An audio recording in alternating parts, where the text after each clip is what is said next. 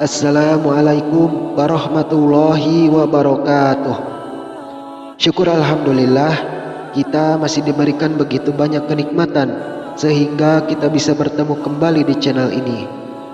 Salawat dan salam semoga selalu dan tetap tercurah limpahkan kepada junjungan kita semua, yaitu baginda Nabi Muhammad sallallahu alaihi wasallam.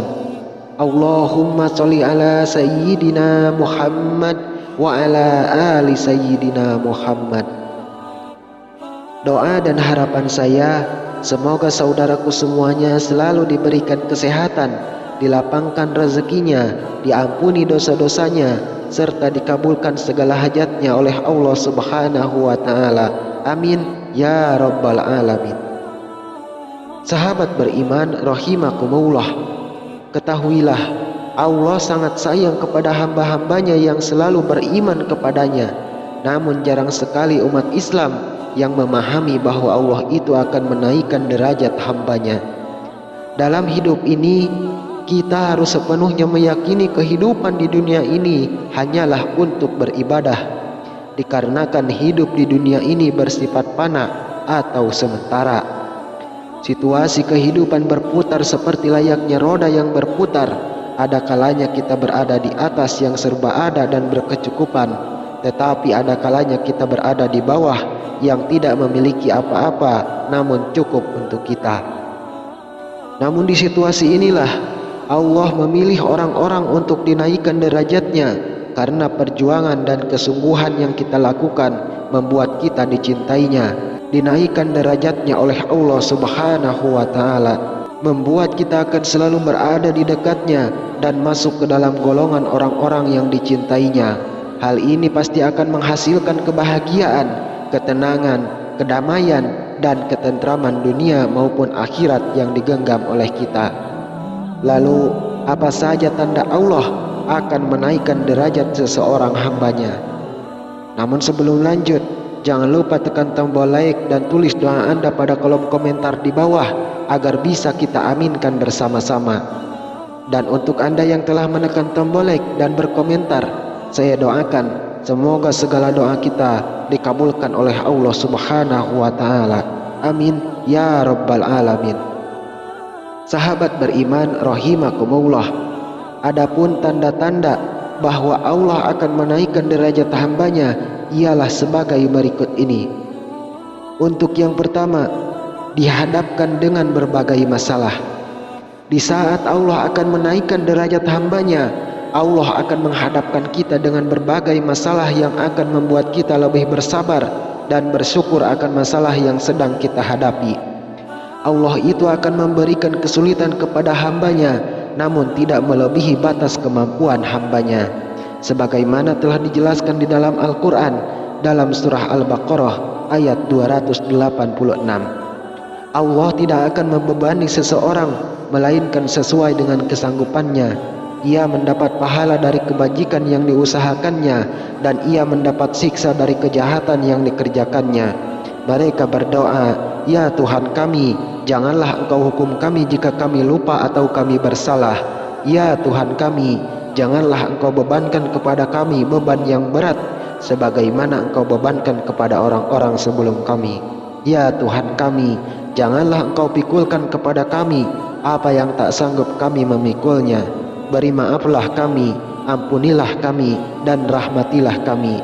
Engkaulah penolong kami, maka tolonglah kami terhadap kaum yang kafir."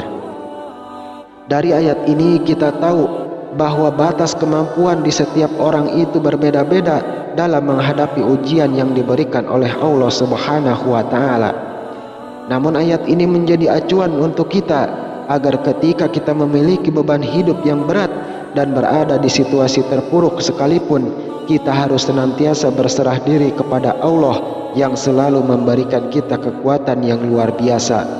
Kemudian selalu bersabar dan bersyukur dengan yang kita jalani, karena Allah sedang mengangkat derajat hambanya. Kemudian yang kedua, dihadapkannya kita dengan orang-orang yang tidak menyukai kita. Pada fase ini, kita juga diuji kembali dengan orang-orang yang tidak menyukai kita, hingga kita seakan berada di titik paling lemah di mana kita sedang berusaha menjadi seseorang yang lebih baik lagi dari sebelumnya. Pasti banyak sekali orang-orang yang akan menzalimi kita hingga melukai kita. Ini adalah ujian yang sangat berat, dikarenakan kita juga hidup berdampingan dengan banyak orang. Situasi ini yang membuat kita harus lebih memahami keadaan dan situasi yang sedang kita hadapi, dan lebih melindungi diri agar tidak membenci orang lain, serta kita harus mendoakan yang terbaik untuk orang yang menzalimi kita. Ketika kita sudah berusaha, kita juga harus selalu ingat bahwa semua hal ini terjadi karena kehendak Allah Subhanahu wa Ta'ala yang sedang perhatian kepada kita, dikarenakan Allah menjauhkan kita dari orang-orang yang tidak baik bagi kehidupan kita. Maka dari itu kita harus selalu bersabar dan selalu meminta perlindungan kepada Allah yang Maha Pelindung.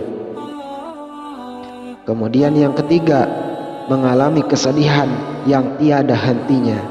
Ketika mengalami kesedihan di situasi ini, ketika memiliki banyak masalah yang datang bertubi-tubi yang membuat kita sedih berkepanjangan, akan banyak masalah yang kita alami, baik itu masalah besar maupun masalah yang kecil. Hal ini adalah salah satu tanda bahwa Allah sangat menyayangi hambanya. Masalah yang kita alami menjadi alasan untuk kita bersedih dan mengeluh, itu sangat wajar. Tetapi kita jangan putus asa pada pertolongan Allah Subhanahu wa Ta'ala. Allah juga selalu berada bersama kita dalam keadaan sedih sekalipun. Allah pasti akan memberikan kenikmatan yang begitu besar ketika kita berhasil melewati ujian kehidupan. Dijelaskan di dalam Al-Quran, surah At-Taubah ayat 40. Janganlah engkau bersedih, sesungguhnya Allah bersama kita.